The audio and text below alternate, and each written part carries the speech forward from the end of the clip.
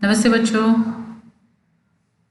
अगर आप मेरे इस चैनल पर नए हैं तो मेरे इस चैनल को सब्सक्राइब कीजिए और प्लेलिस्ट में जाकर मेरी सारी वीडियो आप ज़रूर देखें। तो चलिए, आज मैं आपके लिए लेकर आई हूँ गुरु बानी इसका स्वाध्याय। गुरबानी गुरु नानक जी द्वारा लिखा गया है। यहाँ देखिए, आपको ये संजाल पूर्ण के लिए दिया गया है। नाम स्तुति के लिए आवश्यक होता है। नाम स्तुति के लिए आपके पास मोह को जलाकर मेन घिस कर उसकी शाही बनाना,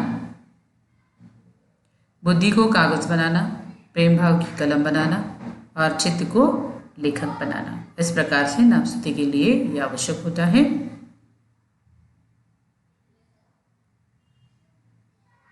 कृति पूर्ण कीजिए में देखिए, आकाश के दीप दो दिए हैं आपकी कविता में, एक रवि है तो दूसरा चंद्र है। शब्द संपदा में देखिए, प्रतियुक्त शब्द बनाने के लिए कहा है आपको, तो दान दानी, दया दयावान, गुण गुणवान, अंतर आंतरिक, ये शब्द होते हैं। अभिव्यक्ति के सवाल आगे देखते हैं। गुरु बिन ज्ञान न होई अपने विचार, इस पर अपने विचार लिखिए। गुरु जो होते हैं ये सही गलत का ज्ञान हमें देते हैं। कबीर ने गुरु के महत्व को अपनी कविता में वर्णन किया गया है और कबीर ये कहते हैं कि अगर ईश्वर और गुरु एक साथ अगर आपके सामने प्रकट हो जाते हैं तो आप ईश्वर को छोड़कर सबसे पहले गुरु के पैर छूइए।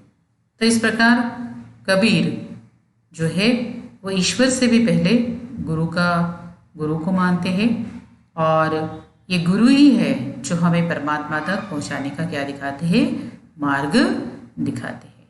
गुरु अपने शिष्य को ज्ञान देकर सच्चा इंसान बनाता है। गुरु बिना जीवन व्यर्थ होता है, क्योंकि हम कितने भी ज्ञानी क्यों ना हो जाए, जो गुरु ने ज्ञान दिया है, जो गुरु ज्ञान देता है, उनके बिना ये ज्ञान क्या होता है, बिल्कुल व्यर्थ हो जाता है। और इसलिए कहते हैं कि गुरु बिना ज्ञान नहीं हो सकता। दूसरा सवाल देखिए, ईश्वर भक्ति में जो नामस्मरण है उसका महत्व। ईश्वर को प्रसन्न करने के लिए बाहरी दिखावे की आवश्यकता नहीं होती। फल फूल चढ़ावा इन सारे दिखावे की जरूरत नहीं है। तो भगवान तो क्या होते हैं, भक्ति के प्यासे हैं। आपके मन से अगर आप उनके क्या कहते हो, पुकारते हो, तो तुरंत आपकी पुकार क्या करते हैं, सुन लेते हैं। उनकी पूजा के लिए आपको किसी मंदिर मस्जिद गुरुद्वारे जाने की आवश्यकता नहीं है। अब जहां हो वहीं से उसे सच्चे दिल से क्या कर सकते हो, पुकारते हो, तो वो आपकी प्रार्थना क्या करता है, अवश्य सुन लेता है। आपकी प्रार्थना उस तक अवश्य पहुंच जाती है। और इसलिए कहा जाता है कि भक्ति में नामस्मरण क्या है, नामस्मरण का बड़ा महत्व होता है।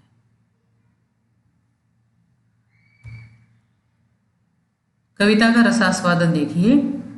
गुरुनिष्ठा और भक्ति भाव से ही मनुष्य श्रेष्ठ बनता है।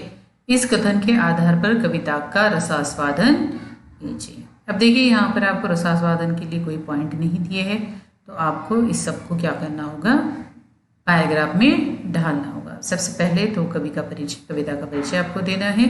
उसके बाद इसमें जो सेंट्रल आइडिया होती है ये आपको बतानी है। उसके बाद पूरे कविता या जो भी उन्होंने क्या दिया है, एक सेंटेंस दिया है, उस सेंटेंस को पकड़ के आपको विश्लेषण लिखना होता है और अंत में कविता की भाषा के बारे में आपको लिखना होता है।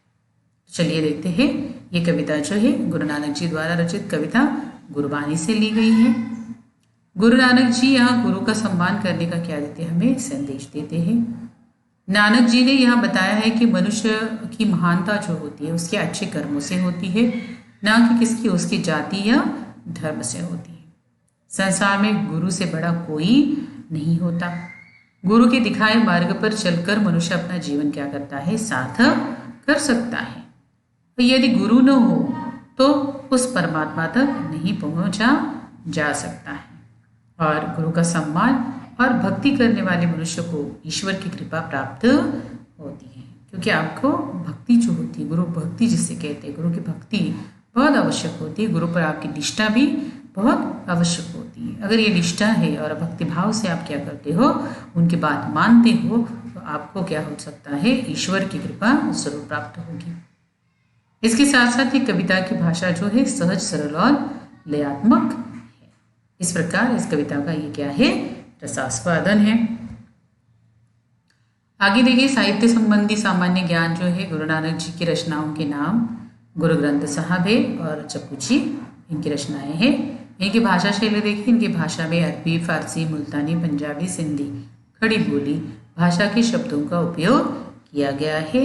भाषा सहज और सरल है।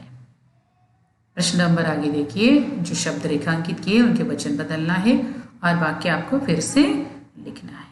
सत्य का मार्ग सरल है, तो सत्य की मार्ग सरल है, ऐसा आपका सेंटेंस बन जाएगा। हथकड़ियाँ लगाकर अकबर बादशाह के दरबार को ले चले। हथकड़ी लगाकर, बाकी सेंटेंस वैसे के वैसे रहेगा। तीसरा है, चप्पे चप्पे पर कांटों की झाड़ियां है। चप्पे चप्पे पर कांटे की झाड़ी है। सुकरात के लिए यह जहर का प्याला है। सुकरात के लिए ये जहर के प्याले हैं। रूढ़ी स्थिर है, परंपराएं निरंतर गतिशील है। रूढ़ियां स्थिर हैं, परंपराएं निरंतर गतिशील हैं। इस प्रकार से आपका वाक्य बन जाएगा। उसकी समस्त खूबियों कमियों के साथ स्वीकार कर अपना ले। उसकी समस्त खूबी कमी के साथ स्वीकार कर अपना ले। वे तो रुपये सहजने में व्यस्त थे, वह तो रुपया सहजने में व्यस्त था। ओजोन विघटन के खतरे क्या क्या है? ओजोन विघटन का खतरा क्या है? का खतरा क्या है? आगे है, शब्द में अर्थ छुपा होता है। शब्दों में अर्थ छुपे होते हैं। अभी से उसे ऐसा कोई कदम नहीं उठाना चाहिए।